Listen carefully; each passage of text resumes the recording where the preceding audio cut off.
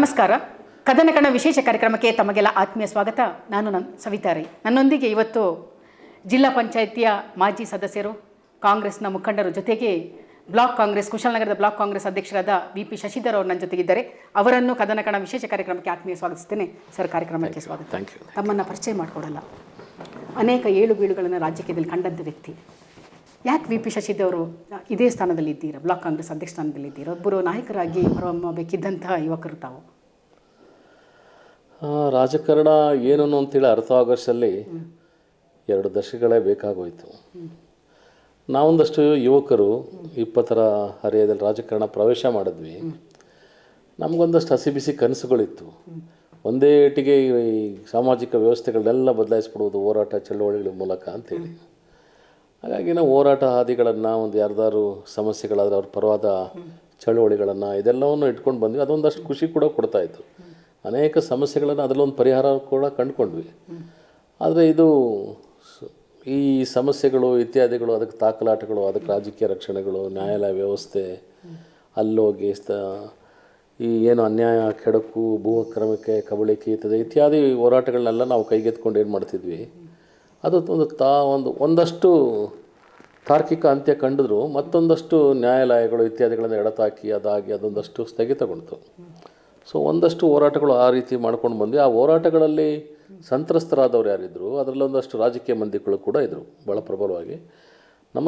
ನಮ್ಮ ಸ್ವಪಕ್ಷೀಯರೇ ಕೂಡ ಇದ್ದರು. ಎಲ್ಲರೂ ಎಂ ಬೆಳ್ಳಿಯಪ್ಪನವ್ರು ಆಗಿರಲಿಲ್ಲ. ಎಂ ಬೆಳ್ಳಿಯಪ್ಪ ನನ್ನ ರಾಜಕೀಯ ಗುರು ಇದ್ದರು. ಅವರ ಸರಳ, ನೇರ, ನಿರಾಡಂಬರ ನಡವಳಿಕೆ ನಾನು ಬಹಳ ಆದರ್ಶವಾಗಿತ್ತು. ನಾನು ತುಂಬ ಆಧರಿಸ್ತಾಯಿದ್ರು ನನ್ನನ್ನು. ನಾನು ಇಂಜಿನಿಯರಿಂಗ್ ಮುಗಿಸಿ ಪುನಃ ಅವ್ರು ಸೋತ ನಂತರ ಹತಾಶೆಯಿಂದ ನಾನು ಬ್ಯಾಂಗ್ಳೂರಿಗೆ ಹೋಗಿ ಸಿರ್ಕೆ ಕನ್ಸ್ಟ್ರಕ್ಷನ್ ಕಂಪ್ನಿಲಿದ್ದೆ.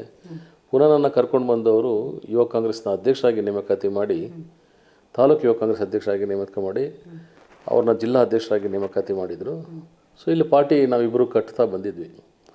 ಸೊ ಎಲ್ಲರೂ ಎಂ ಬೆಳ್ಳಿಯಪ್ಪನವ್ರು ಆಗಿರಲಿಲ್ಲ. ಎಂ ಬೆಳ್ಳಿಯಪ್ಪನವ್ರ ಮಗನ ವಿರುದ್ಧವೇ ಹೋರಾಟ ಮಾಡಿ ಅವ್ರಿಗಾಗಿದ್ದಂಥ ನಿವೇಶನವನ್ನು ರದ್ದು ಮಾಡಿದ್ವಿ. ಆದರೆ ಆ ರೀತಿ ಸ್ವೀಕಾರ ಮಾಡಲಿಲ್ಲ ಕೆಲವು ನಮ್ಮ ಕಾಂಗ್ರೆಸ್ ಮುಖಂಡರುಗಳು. ಅವರು ಒಂದಷ್ಟು ಜಿದ್ದು ಸಾಧಿಸ್ತಾ ಬಂದರು. 2000ರಲ್ಲಿ ಕೈ ಚಿಹ್ನೆ ನನಗೆ ಆಗಿದೆ, ಬಿ ಫಾರ್ಮ್ ನನಗಾಯಿತು, ವಿಡ್ರಾ ಡೇಟ್ ಮುಗಿದಿದೆ. ವಿಡ್ರಾ ಡೇಟ್ ಮುಗಿದ ಮೇಲೆ ನನ್ನನ್ನು ಪಕ್ಷದಿಂದ ಉಚ್ಚಾಟನೆ ಮಾಡ್ತಾರೆ. ಸೊ ಈ ರೀತಿಯ ಒಂದು ವಿಲಕ್ಷಣ ಪ್ರಸಂಗ ಮತ್ತು ಇಡೀ ಭಾರತದಲ್ಲಿ ರಾಜಕೀಯ ವ್ಯವಸ್ಥೆಯಲ್ಲಿ ಕೈ ಚಿಹ್ನೆ ಸಿಕ್ಕಿ ಉಚ್ಚಾಟನೆ ಅದು ನಾನೊಬ್ಬನೇ. ಸೊ ಈ ರೀತಿ ಉದ್ದೇಶಪೂರ್ವಕವಾಗಿ ತುಳಿಯೋರ ನಡುವೆ ಎದ್ದು ನಿಂತು ಬಂದೆ. ಮತ್ತು ಪಕ್ಷಕ್ಕೆ ಸೇರ್ಪಡೆ ಮಾಡಿಕೊಳ್ಳಿಲ್ಲ. ಅಷ್ಟರಲ್ಲಿ ಉಸ್ತುವಾರಿ ಸಚಿವರು ಮತ್ತು ಇಡೀ ಪಕ್ಷದ ಹಿಡಿತ ನಾಳಿನವ್ರಿಗೆ ಸಿಕ್ತು. ಅದೊಂದಷ್ಟು ತಾಕಲಾಟಗಳು ನಡೀತಿತ್ತು. ಜಿಲ್ಲಾ ಅಧ್ಯಕ್ಷ ಸ್ಥಾನದ ತಾಕಲಾಟಗಳಲ್ಲಿ ನಾನು ಕುಟ್ಟಪ್ಪನ ಪರವಾಗಿದ್ದೆ.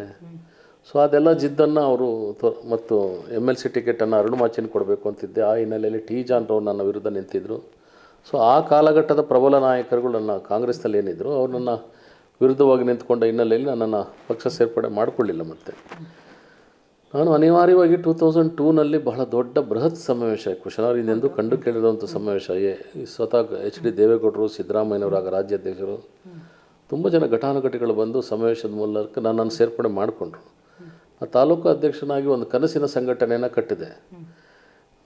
ನನಗೆ BJP ಒಗ್ಗೋದಿಲ್ಲ, ಮನುಷ್ಯನ ದ್ವೇಷಿಸಲಿಲ್ಲ ಅಂದರೆ ಅಲ್ಲಿ ರಾಜಕಾರಣದ ಅಸ್ತಿತ್ವ ಇರೋದಿಲ್ಲ. ಅಲ್ಲಿ ಅನಾವಶ್ಯಕವಾಗಿ ಮುಸ್ಲಿಮರನ್ನ ಬೈಬೇಕು, ಅಲ್ಪಸಂಖ್ಯಾತರಿಗೆ ಒಂದಷ್ಟು ಮಾನಸಿಕ ಹಿಂಸೆ ಕೊಡಬೇಕು, ಇದು ನನಗೆ ಆಗೋದಿಲ್ಲ. ನಾವು ಜಾತಿ, ಮತ, ಭಾಷೆಯನ್ನು ಮೀರಿದ ಮನುಷ್ಯ ಪ್ರೀತಿಯಲ್ಲಿ ನಂಬಿಕೆ ಇಟ್ಟಿರೋನು.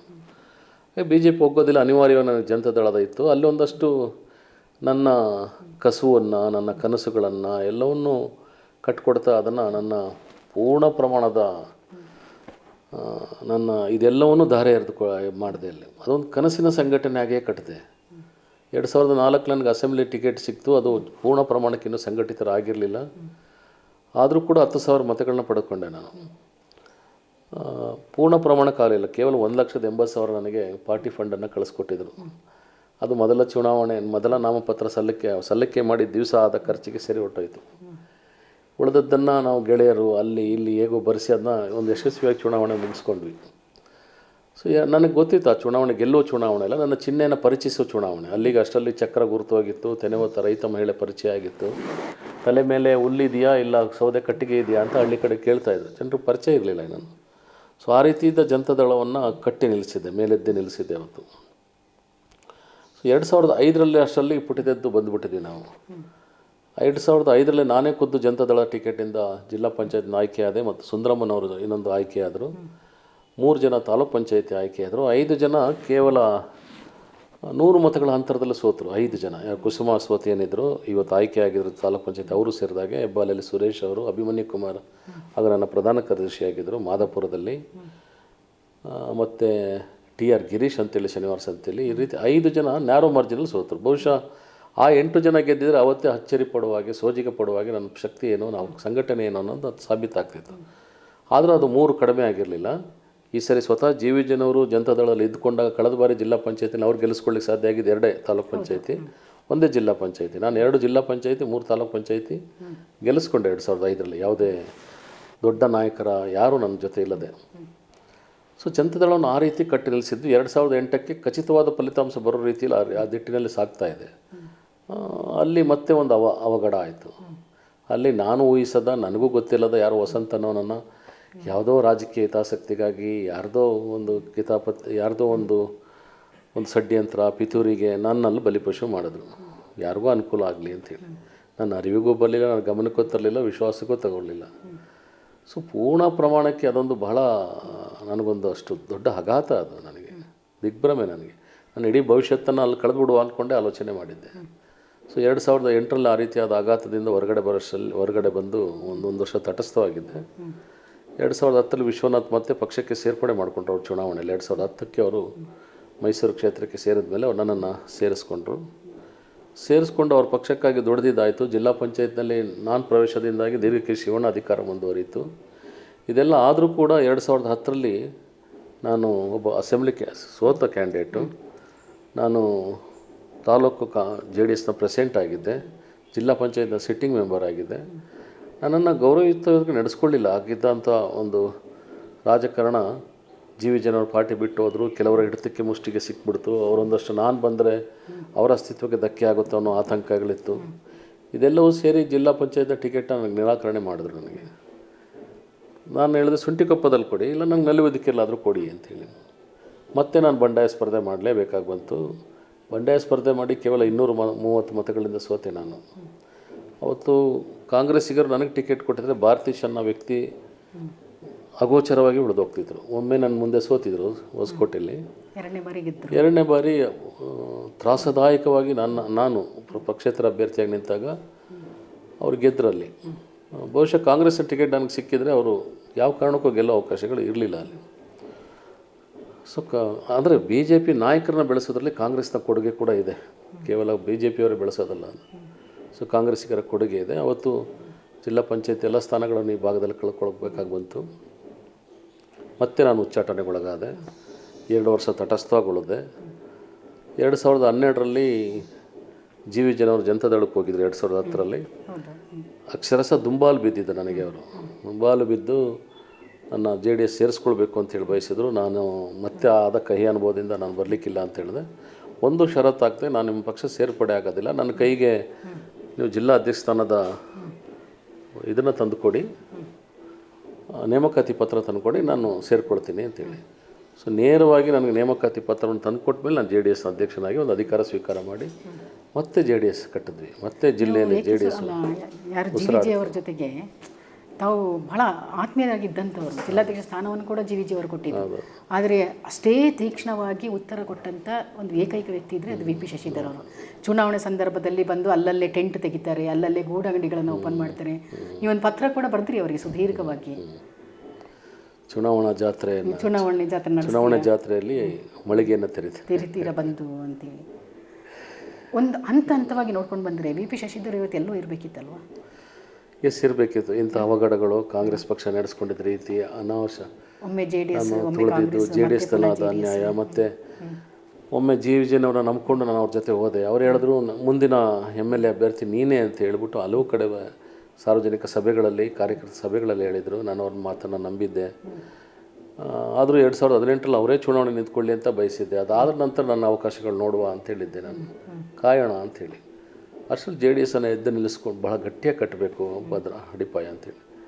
ಸೊ 2013ರ ಚುನಾವಣೆಯಲ್ಲಿ GVJನವರು ಸ್ಪರ್ಧೆ ಮಾಡಿದ್ರು. ಒಂದೇ ವರ್ಷದಲ್ಲಿ JDSನ ಯಾವ ರೀತಿ ಕಟ್ಟಿ ನಿಲ್ಲಿಸಿದ್ವಿ ಅಂತ ಹೇಳಿದ್ರೆ, ಕೊಡ್ಲಿಪೇಟೆ, ಶನಿವಾರ ಸಂತೆ, ಕುಶಾಲನಗರ, ಸುಂಟಿಕೊಪ್ಪ ಹೋಬಳಿ, ಯಾವ್ಯಾವ ಹೋಬಳಿ ಹೆಡ್ ಕ್ವಾರ್ಟರ್ಸಲ್ಲೆಲ್ಲೋ ಬಹುಮತ ಪಡೆದಿದ್ವಿ. ಇತಿಹಾಸದಲ್ಲಿ ಕುಶನಾದಲ್ಲಿ ಜೆ ಡಿ ಎಸ್ ಬಹುಮತ ಸಿಕ್ಕಿರಲಿಲ್ಲ, ಸುಂಟಿಕೊಪ್ಪ ಸಿಕ್ಕಿರಲಿಲ್ಲ.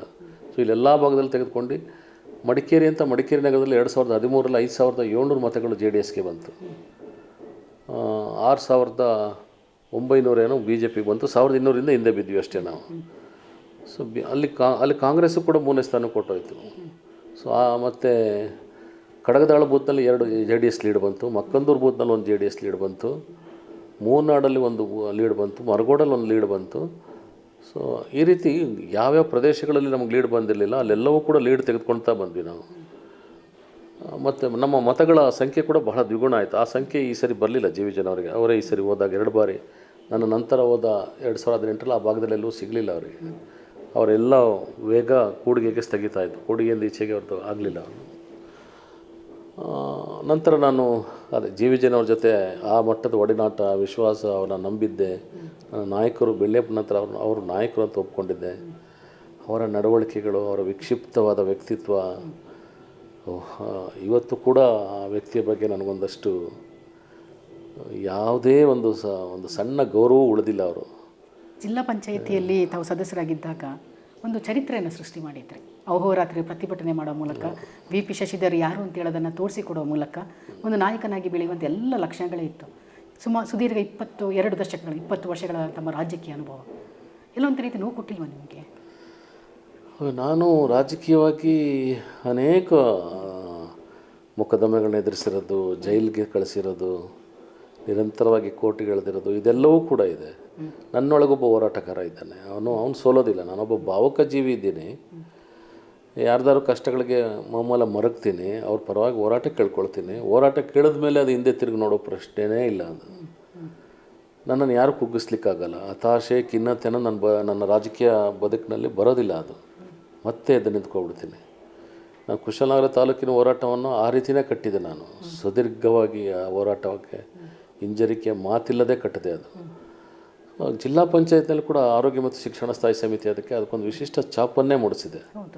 ಒಂದೇ ಒಂದು ದಿನ ಆ ಇಲಾಖೆ ಅಧಿಕಾರಿಗಳು ಜಿಲ್ಲಾ ಪಂಚಾಯತ್ನ ಸಭೆಗಳಲ್ಲಿ ಎದ್ದು ನಿಂತು ಉತ್ತರ ಕೊಡಲೇ ಇಲ್ಲ. ಅವ್ರು ಕೊಡುವ ಪ್ರಮೇಯ ತರಲಿಲ್ಲ. ನಾನೇ ಉತ್ತರಿಸಿದೆ, ಅಧ್ಯಯನ ಮಾಡ್ತಿದ್ದೆ. ಒಂದಷ್ಟು ರಚನಾತ್ಮಕ ಒಂದು ಬದಲಾವಣೆಗಳನ್ನ, ಸುಧಾರಣೆಗಳನ್ನ ಅದರಲ್ಲಿ ಮಾಡಿದೆ. ಮತ್ತು ಭಾಳಷ್ಟು ಪ್ರಯೋಗಗಳನ್ನ ಕೂಡ ಅದರಲ್ಲಿ ಮಾಡಿದೆ. ಅಲ್ಲಿ ಆರೋಗ್ಯ ಮತ್ತು ಶಿಕ್ಷಣ ಸ್ಥಾಯಿ ಸಮಿತಿಗೆ ಇಷ್ಟೊಂದು ಮಹತ್ವ ಇದೆ ಅಂತೇಳಿ ಬಂದದ್ದು ಆ ಅವಧಿಯಲ್ಲಿ. ಶಿಕ್ಷಕರನ್ನಾಗಲಿ, ಒಂದಷ್ಟು ವೈದ್ಯ ಇವ್ರುಗಳನ್ನಾಗಲಿ ಎಲ್ಲವೂ ಕೂಡ ಒಂದು ಮೇನ್ ಸ್ಟ್ರೀಮ್ಗೆ ತಂದು ನಿಲ್ಲಿಸ್ಕೊಂಡಿದ್ವಿ. ಸೊ ಇದರ ನಂತರ ಜಿಲ್ಲಾ ಪಂಚಾಯತ್ ಅನೇಕ ಹಗರಣಗಳನ್ನು ಕೂಡ ನಾವು ಬಯಲಿಗೆಳೆದ್ವಿ. ತಡೆಗೋಡೆ ಹಗರಣ ಇರ್ಬೋದು, ಅನೇಕ ಅಧಿಕಾರಿಗಳು, ನಾಗಪುರ ಕಿತ್ತಳೆ ಹಗರಣ ಇರ್ಬೋದು, ಅಥವಾ ಕೆ ಜಿ ಬೋಪಯ್ಯನವರ ಗೈರು ಹಾಜರಿ ಸ್ಪೀಕರ್ ಆಗಿ ಅವರ ಸಹಿ ಇದ್ದ ಪ್ರಕರಣ, ಈ ಥರ ತುಂಬ ಪ್ರಕರಣ, ಕಂಬಳಿ ಇತ್ಯಾದಿ ಪ್ರಕರಣ. ಅನೇಕ ಅಧಿಕಾರಿಗಳು ಅವತ್ತು ಅಮಾನತು ಆಗ್ತಿದ್ರು. ಒಂದು ಸಭೆ ಅಂತ ಹೇಳಿದ್ರೆ ಒಬ್ಬ ಅಧಿಕಾರಿ ಅಮಾನತು ಆಗುವಂಥದ್ದು ಇತ್ತು ಅವತ್ತು. ಅಷ್ಟು ದಾಖಲಾತಿಗಳನ್ನ ಸಂಗ್ರಹ ಮಾಡಿ ಮತ್ತು ನನಗೆ ದಾಖಲಾತಿಗಳನ್ನ ಕೆಲವು ಕೊಡ್ತಾಯಿದ್ರು ನಂಬಿಕೆ ಇರಿಸಿ. ಇವ್ರ ಕೈ ಕೊಟ್ಟರೆ ಅದು ಒಂದು ತಾತ್ವಿಕ ಅಂತ್ಯ ಕೊಂಡ್ತಾರದು. ಸೊ ಹಾಗಾಗಿ ಭ್ರಷ್ಟರಿಗೆ ಅಲ್ಲೇ ನಾನೊಂದಷ್ಟು ಸಿಂಹ ಸ್ವಪ್ನವಾಗಿದ್ದೆ. ಕಲಾಪಗಳಲ್ಲಿ ಅನೇಕ ಸಂಗತಿಗಳನ್ನು ಅಲ್ಲಿ ಚರ್ಚಿಸ್ತಿದ್ವಿ, ಪ್ರಸ್ತಾಪಿಸ್ತಿದ್ವಿ.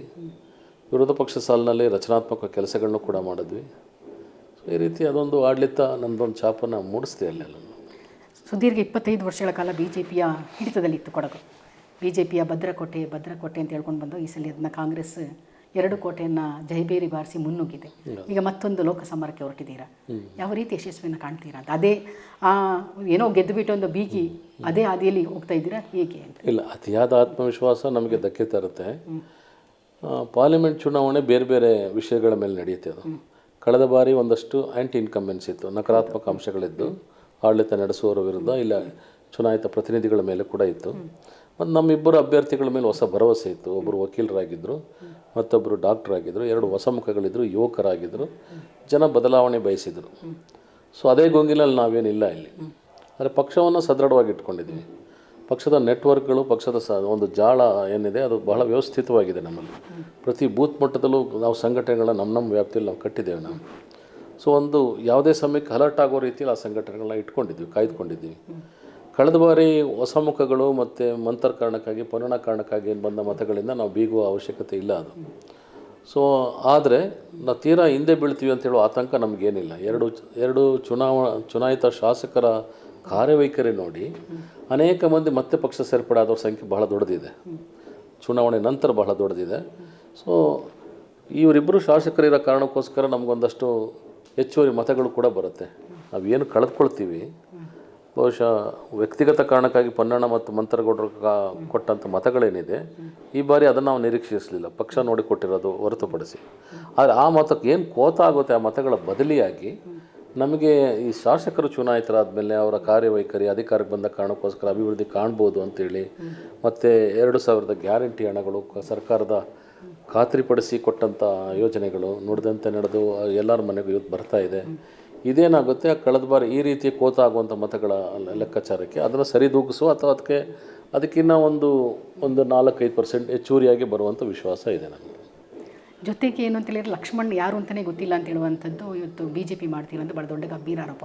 ಜೊತೆಗೆ ಲಕ್ಷ್ಮಣ್ ಅವರು ಕೇವಲ ಮಾಧ್ಯಮಗೋಷ್ಠಿಗೆ ಮಾತ್ರ ಸೀಮಿತ ಆಗಿದ್ರೆ, ಕೇವಲ ಪ್ರತಾಪ್ ಸಿಂಹನ ಬೈಲಿಕ್ಕೆ ಮಾತ್ರ ಮಡಿಕೇರಿಗೆ ಬರುವಂಥದ್ದು ಇತ್ತ? ಇಲ್ಲ, ಲಕ್ಷ್ಮಣರವರು ತಮ್ಮ ಕಾರ್ಯಚಟುವಟಿಕೆ 95ರಿಂದಲೇ ಆರಂಭ ಮಾಡಿದ್ದಾರೆ. ಅವರೊಂದಷ್ಟು ರಾಜಕಾರಣ ಪ್ರವೇಶ ಮಾಡಲಿಕ್ಕೆ ಮುನ್ನ ಒಂದು ಸಾರ್ವಜನಿಕ ಕ್ಷೇತ್ರದಲ್ಲಿ ಅಥವಾ ಅವ್ರದ್ದೇ ಒಂದು ಸಂಘಟನೆಯನ್ನು ಕಟ್ಕೊಂಡು ಮೈಸೂರಲ್ಲಿ ಅನೇಕ ಚಳವಳಿಗಳನ್ನು ಮಾಡಿದ್ದಾರೆ. ಮೈಸೂರಿಗೆ ತುಂಬ ಚಿರಪರಿಚಿತರವರು.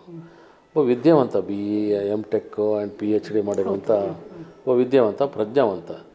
ಸೊ ಅನೇಕ ಚಳವಳಿಗಳನ್ನು ಮಾಡಿ ಅವರು ಯಶಸ್ವಿ ಕೂಡ ಆಗಿದ್ದಾರೆ ಅಲ್ಲಿ ಮೈಸೂರನ್ನು ಅನೇಕ ಜ್ವಲಂತ ಸಮಸ್ಯೆಗಳನ್ನ ಕೈಗೆತ್ತಿಕೊಂಡು. ಲಕ್ಷ್ಮಣ್ ಯಾರು ಅನ್ನೋದನ್ನ ಪ್ರತಾಪ್ ಸಿಂಹಂಗೆ ಚೆನ್ನಾಗಿ ಗೊತ್ತು. BJPಯವರು ಪ್ರತಾಪ್ ಸಿಂಹನ ಕೇಳಿದ್ರೆ ಹೇಳ್ತಾರೆ, ಅವರು ಬೆಚ್ಚಿ ಬಿದ್ದು ಪಾಪ ಪಲಾಯನ ಮಾಡಿ ಸೆಷನ್ ಕೋರ್ಟ್ನಲ್ಲಿ, ಹೈಕೋರ್ಟ್ನಲ್ಲಿ ಅದಕ್ಕೆ ಇವರು ನಮ್ಮ ವಿರುದ್ಧ ಮಾತಾಡಲೇಬಾರ್ದು ಅಂತೇಳಿ ಸ್ಟೇ ತಂದವರು. ಆ ಮಟ್ಟದ ಹೆದರಿಕೆ ಯಾಕೆ ಅಂತ ಗೊತ್ತಿಲ್ಲ ಅವರಿಗೆ. ಸೊ ಲಕ್ಷ್ಮಣರವ್ರಿಗೆ ಅವಕಾಶಗಳು ಸಿಕ್ಕಿರಲಿಲ್ಲ. 2 ಬಾರಿ ಅವ್ರಿಗೆ ಸ್ಪರ್ಧೆ ಮಾಡಿದ್ರು. ಸ್ಪರ್ಧೆ ಮಾಡಿದಾಗ ಒಂದು ಕೂದಲಳಿ ಅಂತರದಲ್ಲೇ ಅವ್ರದ್ದು ಪರಾಭವಗೊಳ್ತಾರೆ. ಒಂದು 163 ಮತಗಳಿಂದ ಸೋಲ್ತಾರೆ, ಇನ್ನೊಂದು ಸರಿ 363 ಮತಗಳಿಂದ ಶಿಕ್ಷಕರ ಕ್ಷೇತ್ರ, ಪದವೀಧರ ಕ್ಷೇತ್ರದಿಂದ ಸೋಲ್ತಾರೆ ಅವರು. ಬಹುಶಃ ಅಷ್ಟು ಜನಪ್ರಿಯತೆ ಆಗಿದ್ದಾರೆ ಅವರು. ಒಮ್ಮೆ ಪಕ್ಷೇತರವಾಗಿ ಸ್ಪರ್ಧೆ ಮಾಡಿದ್ದು. ಅವರೇನಾದ್ರು ವಿಧಾನ ಪರಿಷತ್ತಿಗೆ ಆಯ್ಕೆ ಆಗಿದ್ದರೆ ಅವರ ವಾಕ್ಚರಿ, ಅವರ ಕಾರ್ಯವೈಖರಿ, ಅವರ ಸಿದ್ಧಾಂತ ಬದ್ಧತೆಗಳು, ಅವರು ಅನುಸರಿಸ್ಕೊಂಡು ಬಂದಿರುವಂಥ ಒಂದು ಕಾರ್ಯವೈಖರಿಗಳು ಜನರ ಗಮನಕ್ಕೆ ಬರ್ತಿತ್ತು. ಭಾಳ ವಿಶಿಷ್ಟ ಸ್ಥಾನಮಾನಗಳು ಅವ್ರಿಗೆ ಲಭಿಸ್ತಾ ಇತ್ತು. ಅವರೊಂದು ಚಿರಪರಿಚಿತರಾಗ್ತಿದ್ರು. ಆದರೆ ಒಂದು ಯಾವುದೇ ನಿರ್ದಿಷ್ಟವಾದ ಪ್ರತಿನಿಧಿ ಅಲ್ಲದ ಕಾರಣಕ್ಕಾಗಿ ಆ ಮಟ್ಟಕ್ಕೆ ಅವರು ಸಾರ್ವತ್ರಿಕವಾದ ಒಂದು ನೆಲೆ ಕಂಡುಕೊಳ್ಳಿಲ್ಲ ಅಂತೇಳಿ ಏನಿದೆ, ಅದು ರಾಜಕಾರಣಕ್ಕೆ ಹೊಸತು ಏನಲ್ಲ. ಅದು ಈಗ ಪ್ರತಾಪ್ ಸಿಂಹ ಆಯ್ಕೆ ಆದಾಗ ಒಬ್ಬ ಅಂಕಣಕಾರ ಅಂತೇಳಿ ಗೊತ್ತಿತ್ತು, ಪತ್ರಿಕೆ ಓದೋರು ಗೊತ್ತಿತ್ತು. 80% ಮತದಾರರಿಗೆ ಗೊತ್ತಿರಲಿಲ್ಲ ಪ್ರತಾಪ್ ಸಿಂಹ ಯಾರು ಅಂತೇಳಿ, ಪತ್ರಿಕೆ ಓದದ ಮಂದಿಗೆ. ಮತ್ತು ಈ ಹಿಂದೆ ಅನೇಕರನ್ನ ಯಾರು ಪರಿಚಯಿಸಿದ್ದಾರೆ, ಯಾರು ಚುನಾವಣೆ ಸ್ಪರ್ಧೆ ಮಾಡ್ತಾರೆ, ಅವರೆಲ್ಲರೂ ಮೊದಲ ಬಾರಿಗೇ ಈ ರೀತಿ ಪರಿಚಯ ಆಗಿದ್ದವರು. ಹಾಗಾಗಿ ಲಕ್ಷ್ಮಣ್ ಅಪರಿಚಿತರು ಅನ್ನೋದು ಕಾಂಗ್ರೆಸ್ಗರಿಗೇನು ಅಪರಿಚಿತರಲ್ಲ, ಮತದಾರರಿಗೆ ಬಹುಶಃ ಪ್ರತಿಯೊಬ್ಬರು ಕೂಡ ಅಪರಿಚಿತರಾಗಿರ್ತಾರೆ. ಅವ್ರನ್ನ ನಾವು ಹೇಗೆ ಮಾರ್ಕೆಟಿಂಗ್ ಮಾಡ್ತೀವಿ, ಹೇಗೆ ನಾವು ಪ್ರೊಜೆಕ್ಟ್ ಮಾಡ್ತೀವಿ, ಮತ್ತು ಕಾಂಗ್ರೆಸ್ ಸಿದ್ಧಾಂತ, ಮತ ಬ್ಯಾಂಕ್ಗಳು, ಕಾರ್ಯಕರ್ತರು, ಇವುಗಳೆಲ್ಲ ಏನಿದೆ ಅದನ್ನೆಲ್ಲ ಕ್ರೋಢೀಕರಿಸಿ ಒಂದು ಜಯದ ಹಂತಕ್ಕೆ ತಂದು ನಿಲ್ಲಿಸ್ಕೊ. ಚುನಾವಣೆ ಒಂದು ಜಾತಿಯ ಆಧಾರದ ಮೇಲೆ ನಿಲ್ಲುತ್ತಾ ಅಂತ ಈ ಪ್ರಶ್ನೆ ಯಾಕೆ ಬರುತ್ತೆ ಅಂತೇಳಿದರೆ, ಲಕ್ಷ್ಮಣ್ ಅವರು ಎಂ ಲಕ್ಷ್ಮಣ್ ಅಂತ ಹೇಳಿದವರು ದಿಢೀರಾಗಿ ನಾನು ಲಕ್ಷ್ಮಣ್ ಗೌಡ ಅಂತೇಳಿ ಅವರ ಜಾತಿ ಸರ್ಟಿಫಿಕೇಟ್ನ ಹೊರಗಿಡ್ತಾರೆ, ನಾನು ಗೌಡ ಅಂತ. ಇದು ಬೇಕಿತ್ತು. ಹಾಗಿದ್ರೆ ಕಾಂಗ್ರೆಸ್ನ ಗ್ಯಾರಂಟಿ ವರ್ಕೌಟ್ ಆಗಲ್ವಲ್ಲಿ? ಅಲ್ಲ, ಇಲ್ಲಿ ಅತ್ಯಂತ ದೊಡ್ಡ ಪ್ರಮಾಣದ ಮತದಾರರು ಒಕ್ಕಲಿಗರಾಗಿದ್ದಾರೆ. ಈ ಜಾತಿ ರಾಜಕಾರಣ ಸಮೀಕರಣ ಕೊಡಗಿನಲ್ಲಿ ಇಲ್ಲಿ ವರ್ಕೌಟ್ ಆಗಿಲ್ಲ, ಇಲ್ಲಿ ಆ ಮ್ಯಾಜಿಕ್ ನಡೆದಿಲ್ಲ ಇಲ್ಲಿ. ಆದರೂ ಕೂಡ ಒಂದು ಆಶಾಭಾವನೆ ಇದೆ. ಕಾಂಗ್ರೆಸ್ 77ನೇ ಇಸ್ವಿಯಲ್ಲಿ ಮಾತ್ರ ಕಟ್ಟಕಡೆಯಾಗಿ ಒಕ್ಕಲಿಗ ಕ್ಯಾಂಡಿಡೇಟ್ ಕೊಟ್ಟಿದ್ದು, ಈ ಬಾರಿ ಕೊಟ್ಟಿದ್ದಾರೆ. ನಮ್ಮ ಎದುರಾಳಿ ಒಕ್ಕಲಿಗರಲ್ಲ, ಹಾಗಾಗಿ ಒಕ್ಕಲಿಗ ಮತಗಳು ಆ ಜಾತಿ ಪ್ರಜ್ಞೆಯಿಂದ ಏನೋ ಬರ್ಬೋದು ಅಂತೇಳಿ ಆ ನಿಟ್ಟಿನಲ್ಲಿ ಒಂದಷ್ಟು ಕೆಲಸಗಳನ್ನ ಮಾಡ್ತಾ ಇದ್ದಾರೆ. ಸೊ ಆ ರೀತಿ ಆಲೋಚನೆ ಮಾಡೋ ಮತದಾರರು ಕೂಡ ಇದ್ದಾರೆ. ನಮ್ಮವರು ಅಂತ ಹೇಳುವಂಥ ಆಲೋಚನೆ ಮಾಡೋ ಪ್ರಭಾವ ಇದೆ. ಇದು ರಾಜಕೀಯದ ದೂರದೃಷ್ಟಿಯಿಂದ ಅಥವಾ ಲಾಂಗ್ ರನ್ನಲ್ಲಿ ಇದು ಒಳ್ಳೆಯ ರಾಜಕಾರಣ ಅಲ್ಲದೇ ಇರ್ಬೋದು. ಇದು ಇವತ್ತಿನ ರಾಜಕೀಯದ ಭಾಗವಾಗಿ ಹೋಗ್ಬಿಟ್ಟಿದೆ ಇವತ್ತು. ಇದು ಆ ರೀತಿ ರಾಜ್ಯ ಅಥವಾ ದೇಶ ಈ ರೀತಿ ಈ ದೃಷ್ಟಿಕೋನದಿಂದ ನೋಡುವಂಥ ಪರಿಪಾಠ ಬಂದ್ಬಿಟ್ಟಿದೆ ಇವತ್ತು. ಒಂದು ಕಡೆಯಿಂದ BJPಯಿಂದ ರಾಜ್ಯ ಮನೆತನದ ಯದುವೀರ್ ಅವರು ಚುನಾವಣಾ ಅಖಾಡದಲ್ಲಿದ್ದಾರೆ. ಜನಸಾಮಾನ್ಯ ಮತ್ತು ಒಡೆಯರ ನಡುವೆ ಚುನಾವಣೆ ಅಂತ ಹೇಳೋದನ್ನು ಜನಸಾಮಾನ್ಯರಲ್ಲಿ ಕಾಂಗ್ರೆಸ್ ಹರಿಬಿಡ್ತಾ ಇದೆ. ಅಲ್ಲ, ಕಾಂಗ್ರೆಸ್ ಹರಿಬಿಡ್ತಾರಲ್ಲ, ಅದು ವಾಸ್ತವ ಅದು ಅಲ್ಲ. ಯದುವೀರ್ ಅವರು ಸ್ಪಷ್ಟವಾಗಿ ಹೇಳಿದ್ದಾರೆ, ನಾನು ಸಾಮಾನ್ಯ ಕಾರ್ಯಕರ್ತ, ನಾನು ಸಾಮಾನ್ಯರಲ್ಲಿ ಅತಿ ಸಾಮಾನ್ಯ ವ್ಯಕ್ತಿ ನಾನು ಅಂತ. ಆದರೂ ಕೂಡ ಕಾಂಗ್ರೆಸ್ ಅದನ್ನ ಪಟ್ಟು ಬಿಡ್ತಾ ಇಲ್ಲ. ಈಗ ಕಾಂಗ್ರೆಸ್ನಲ್ಲೂ ಕೂಡ ಮಧುರಾವ್ ಸಿಂಧಿಯಾ ಇದ್ದರು, ನಮ್ಮ ಈಗಿನ ಜ್ಯೋತಿರಾದಿತ್ಯ ಸಿಂಧಿಯಾ ನಮ್ಮ ಜೊತೆ ಇದ್ದರು, ಬಿ ಜೆ ಪಿಗೆ ಹೋದರು. ಅವರ ತಾಯಿ ಬಿ ಜೆ ಪಿಲಿದ್ದರು. ಈ ರೀತಿ ರಾಜಮನೆತನಗಳು ಕಾಂಗ್ರೆಸ್ನಲ್ಲಿ ಬಿ ಜೆ ಪಿನಲ್ಲಿ ಈ ರೀತಿ ಬಂದು ಹೋಗಿದ್ದು ಸಹಜ ಇದೆ. ಅವ್ರ ತಂದೆ ಕೂಡ ಒಮ್ಮೆ ಕಾಂಗ್ರೆಸ್ನಲ್ಲಿ ಒಮ್ಮೆ ಬಿ ಜೆ ಪಿಲಿ ಸ್ಪರ್ಧೆ ಮಾಡಿದ್ದಾರೆ. ಏನು ಈ ಹಿಂದೆ ಸ್ಪರ್ಧೆ ಮಾಡಿದಂಥ ಶ್ರೀಕಂಠದತ್ತ ನರಸಿಂಹರಾಜ್ ಅವ್ರಿಗೆ ಅವಕಾಶ ಕೊಟ್ಟಿದ್ದರು. ಅವರೇನೋ ಅರಸೊತ್ತಿಗೆಯಲ್ಲಿ ಬೆಳೆದಂಥ ಸುಖಲೋಲುಪ್ತತೆಯಲ್ಲಿ ಬೆಳೆದಂಥ ಜನರಿಗೆ ಸುಡು ಬಿಸಿಲು ಆಗೋದಿಲ್ಲ, ಎ ಸಿಲಿರ್ತಾರೆ. ಸಹಜವಾಗಿ ಸುಡು ಬಿಸಿಲು ಅವ್ರಿಗೆ ಆಗೋದಿಲ್ಲ. ನಮ್ಮ ಪ್ರವಾಹ ಕೊಡಗಿನಲ್ಲಿ ಪ್ರವಾಹ ಬಂದಂಥ ಪರಿಸ್ಥಿತಿಯಲ್ಲಿ ಆ ಭೌಗೋಳಿಕವಾಗಿ ಬಹಳ ಕಠಿಣವಾದ ಪ್ರದೇಶಗಳಿಗೆ ನೀವೇ ಅನ್ಕೊಳ್ಳೋದ ಅಂತ ಅವ್ರಿಗೆ ಆಗಲ್ಲ, ಇವರಿಗೆ ಆಗಲ್ಲ, ರಾಜಮನೆತನ ಅವರು ಅಂತ ಹೇಳುವಂಥ ಸುಖ ಲೋಲುಪ್ತತೆಯಲ್ಲಿ ಬೆಳೆದಂಥವ್ರಿಗೆ ಸಹಜವಾಗಿ ಆಗೋದಿಲ್ಲ ಅಂತ ಹೇಳುವ ಒಂದು ಭಾವನೆ ಇದೆ. ಆ ಭಾವನೆಯ ಹಿನ್ನೆಲೆಯಲ್ಲಿ ಈ ಮಾತುಗಳು ಸಹ ಬರುತ್ತೆ. ಮತ್ತು ಈಗ ಅರಮನೆಯನ್ನು ನೋಡ್ಲಿಕ್ಕೆ ಹೋದಾಗ ಪ್ರವೇಶ ಅಷ್ಟು ಸುಲಭವಾಗಿ ಸಿಗೋದಿಲ್ಲ. ಅವ್ರ ವಾಸಸ್ಥಾನ ನಮ್ಮನ್ನು ಟಿಕೆಟ್ ಕೊಟ್ಟು ನಾವು ನೋಡ್ತೀವಿ. ಅಲ್ಲಿ ಗಾರ್ಡ್ ಇರ್ತಾನೆ, ಒಂದು 100 ಹೆಜ್ಜೆಗೆ ಒಬ್ಬ ಗಾರ್ಡ್ ಇರ್ತಾನೆ. ಅರಮನೆಯನ್ನು ಸರಿಯಾಗಿ ಒಳಗಡೆ ಇಣುಕಿ ನೋಡ್ಲಿಕ್ಕೆ ಕೂಡ ಬಿಡೋದಿಲ್ಲ. ಟಿಕೆಟ್ ಕೊಟ್ಟು ನೋಡಿದವ್ರನ್ನೇ ಅರಮನೆಗೆ ಇಣುಕಿ ನೋಡ್ಲಿಕ್ಕೆ ಬಿಡೋದಿಲ್ಲ. ಇನ್ನು ಅರಮನೆಯ ಒಳಗಡೆ ಇರುವಂಥವ್ರನ್ನ ಟಿಕೆಟ್ ಇಲ್ಲದೆ ಹೋಗಿ ನೋಡ್ಬೋದು ಅನ್ನೋ ಪ್ರಸಂಗ ಸಾಧ್ಯ ಇದೆಯಾ? ಎಲ್ಲರಿಗೂ ಅವಕಾಶಗಳಾಗುತ್ತಾ? ಅಷ್ಟು ಸುರಕ್ಷಿತ ಪ್ರದೇಶದಲ್ಲಿ ಇಲ್ಲ ಆಗುತ್ತೆ. ನಾನು ಕಚೇಲಿ ಸಿಗ್ತೀನಿ ಅಂತ ಹೇಳ್ತಾರೆ. ಕಚೇಲಿ ಎಷ್ಟುವರೆಗೆ ಇರ್ಲಿಕ್ಕೆ ಸಾಧ್ಯ? ಸಂಜೆ ಏನೋ ಅಪಘಾತ ಆಯಿತು, ಸಂಜೆ ಏನೋ ಒಂದು ಅವಘಡ ನಡೀತು, ಸಂಜೆ ಎಂಥದೋ ಆಯಿತು, ಇವನ್ನ ಸಂಪರ್ಕಿಸೋದು ಹೇಗೆ? ಹಾಗಾಗಿ ರಾಜಮನೆತನದ ಇವ್ರನ್ನಲ್ಲಿ ಜನಸಾಮಾನ್ಯರಿಗೆ ಸಹಜವಾಗಿ ಅವರು ಸುಲಭವಾಗಿ ಸಿಗೋದಿಲ್ಲ ಅನ್ನೋದು ವಾಸ್ತವ. ಕಾಂಗ್ರೆಸ್ಸಿಗೆ ಪ್ಲಸ್ ಆಗುತ್ತೆ ಅಂತ ಹೇಳ್ತೀರಾ? ಅದು ಕಾಂಗ್ರೆಸ್ಗೆ ಒಂದಷ್ಟು ಆಗುತ್ತೆ. ಈಗ ಒಂದು ಜನ್ರೇಷನ್ ಇತ್ತು, ಹಿಂದಿನ ಕಾಲದವರು ರಾಜಮನೆತನ ಅಂತ ಹೇಳಿದ್ರು ಗೌರವ, ಪ್ರೀತಿ, ವಿಶ್ವಾಸ, ಅಭಿಮಾನದಿಂದ ನೋಡ್ತಾಯಿದ್ರು. ಆ ತಲೆಮಾರು ಕಳೆದಿದೆ. ಆ ತಲೆಮಾರುಗಳು 10% ಬಾಕಿ ಇರ್ಬೋದು. ಆ ತಲೆಮಾರು ಕಳೆದು ಇವತ್ತು ನವಯುಗ ಇದೆ, ಬೇರೆ ಬೇರೆ ಇದೆ. ನಾವು ಪ್ರಜಾಸತ್ತೆಯನ್ನು ಸ್ಥಾಪನೆ ಮಾಡಬೇಕು. ಅರಸೊತ್ತಿಗೆಯಿಂದ ನಾವು ಪ್ರಜಾಸತ್ತೆಗೆ ನಾವು ಬಂದಿದ್ದೀವಿ. ನಾವು ಪ್ರಜಾಸತ್ತೆಗೆ ಇನ್ನೂ ಪುನಃ ಪ್ರಜಾಸತ್ತೆಗೆಯನ್ನು ಆರಾಧಿಸೋದು, ಅಭಿಮಾನಿಸೋದು, ಅವ್ರು ದಕ್ಷರಿದ್ದರೆ, ಪ್ರಾಮಾಣಿಕರಿದ್ದರೆ, ಅವ್ರನ್ನವರು ಸಾಬೀತುಪಡಿಸ್ಕೊಂಡಿದ್ದರೆ, ಬೇರೆ ಬೇರೆ ಕ್ಷೇತ್ರದಲ್ಲಿ ಸಾಬೀತುಪಡಿಸ್ಕೊಂಡಿದ್ದರೆ ನಾವು ಇದನ್ನೆಲ್ಲ ಪರಿಗಣಿಸ್ಬೋದು. ಸೊ ಯಾವುದೇ ಸಾರ್ವಜನಿಕ ಕ್ಷೇತ್ರಕ್ಕೆ ಇದುವರೆಗೆ ಬಂದಿರಲಿಲ್ಲ. ಯಾವುದೇ ಇಂಥದ್ದೊಂದು ಹೋರಾಟಗಳಲ್ಲಿ ಅಥವಾ ಸಾರ್ವಜನಿಕವಾದ ಪರವಾದ ಧ್ವನಿಯಾಗಿ ಅವ್ರು ಕೆಲಸ ಮಾಡಿಲ್ಲ. ಅವರು ಒಂದು ಪಂಜರದ ಗಿಳಿ ಥರ ಇರ್ತಾರೆ ಇವರೆಲ್ಲ. ಸೊ ಅವರಾಯಿತು, ಅವ್ರ ಪಾಡಾಯಿತು. ಅವ್ರು ಏಕಾಏಕಿ ಇಷ್ಟು ದೊಡ್ಡ ಕ್ಷೇತ್ರಕ್ಕೆ ಬಂದಾಗ ಅದು ಅಷ್ಟು ಜನಸಾಮಾನ್ಯ ಕೈಗೆ ಎಟ್ಕೋದಿಲ್ಲ. ಅದು ಸಹಜವಾಗಿ ಕೈಗೆ ಎಟ್ಕೋದಿಲ್ಲ. ಇನ್ನೊಂದು ಕಡೆ ಕೊಡಗು ಮೈಸೂರು CMಗೆ ಭಾಳ ಪ್ರತಿಷ್ಠೆಯ ಕಣ. ಹೌದು. ಹೆಂಗೆ ಆ ಪ್ರತಿಷ್ಠೆಯ ಕಣವನ್ನು ಉಳಿಸ್ಕೊಂಡು ಬರ್ತೀರಾ ಅಂತ? ಅಲ್ಲ, ಅವರು ತವರಿನ ಕ್ಷೇತ್ರ. ಹೌದು. ಅವರ ನೈಜವಾದ ತವರು ಈಗ ಚಾಮರಾಜನಗರ ಆಗ್ತದೆ. ಬಟ್ ಮೈಸೂರಿನಲ್ಲಿ ನೆಲೆಸಿದ್ದಾರೆ. ಮೈಸೂರು ಅವರ ತವರು ಕ್ಷೇತ್ರ. ಸೊ 16 ಜನ ಆಕಾಂಕ್ಷಿಗಳಿದ್ದರು. ಹಳೆದು ತೂಗಿ ಸಮೀಕ್ಷೆ ಇದೆಲ್ಲವೂ ನಡೆಸಿ ಲಾಸ್ಟಿಗೆ ಲಕ್ಷ್ಮಣರವ್ರನ್ನ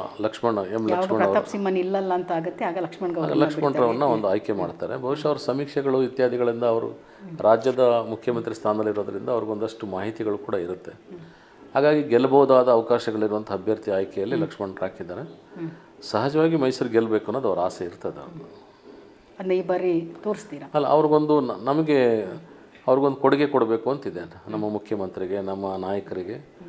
ಕೊಡಗಿನಲ್ಲೂ ಒಂದಷ್ಟು ಮತಗಳನ್ನು ಹೆಚ್ಚುವರಿ ಗಳಿಕೆ ಮಾಡಿ ಅವ್ರಿಗೊಂದು ಜಯದ ಒಂದು ಶ್ರೇಯಸ್ಸಿನ ಒಂದು ಕೊಡುಗೆಯನ್ನು ಕೊಡಬೇಕು ಅಂತ ನಮಗೆಲ್ಲರಿಗೂ ಆಸೆ, ಹಂಬಲ ಇದೆ ನಮಗೆಲ್ಲ. ಚುನಾವಣೆ ಮುಗಿದ ನಂತರ ಗ್ಯಾರಂಟಿಗಳು ಸಹ ಅದ್ರ ಜೊತೆಗೆ ಮುಗ್ದೋಗ್ತದೆ ಅಂತ ಹೇಳುವಂಥದ್ದು ಮಾತುಗಳಿದ್ದಾವೆ. ಹೌದಾ? ಹೌದಾ? ಖಂಡಿತ. ಈಗ ಅಲ್ಲಲ್ಲ, ಚುನಾವಣೆ ಮುಗಿದ ತಕ್ಷಣವೇ ಏನು ಗ್ಯಾರಂಟಿ ಘೋಷಣೆ ಮಾಡಿದ್ದಾರೆ ಅದು ಕೂಡ ಅಲ್ಲಿಗೆ ನಿಂತು ಹೋಗ್ಬಿಡುತ್ತೆ. ಇಲ್ಲ, ಚುನಾವಣೆಗೋಸ್ಕರ ಅವಮನಸ್ಸಿನಿಂದ ಅವರು ಎಂಥವು ಪ್ರಶ್ನೆ ಇಲ್ಲ. ಇಲ್ಲಿ ನೋಡಿ ಎಷ್ಟು ಪಾರದರ್ಶಕವಾಗಿ ಸಿದ್ದರಾಮಯ್ಯನವರು ಕೊಟ್ಟಿದ್ದಾರೆ ಅಂತ ಹೇಳಿದ್ರೆ, ನಮ್ಮ ಬಜೆಟ್ನ 3.5 ಲಕ್ಷ ಚುನಾವಣಾ ಹಿತದೃಷ್ಟಿಯಿಂದ ಬಜೆಟ್ ಎಲ್ಲ ಏನು ಘೋಷಣೆಗಳಿದೆ ಅದೆಲ್ಲ ಅಲ್ಲ. ಇಲ್ಲಿ ಎಷ್ಟು ವ್ಯತಿರಿಕ್ತವಾಗಿದೆ ಅಂತ ಹೇಳಿದ್ರೆ, BJPಯವರು ಆರಂಭದಲ್ಲಿ ಇನ್ನೂ ಘೋಷಣೆ ಮಾಡಲಿಕ್ಕೆ 1 ತಿಂಗಳ ಅವಕಾಶವೂ ಕೊಡದೆ ರಸ್ತೆಗಿಳಿದ್ರು. ಗ್ಯಾರಂಟಿಗಳನ್ನ ಘೋಷಣೆ ಮಾಡಿರೋದನ್ನ ಜಾರಿಗೆ ತರಬೇಕು ಅಂತೇಳಿ.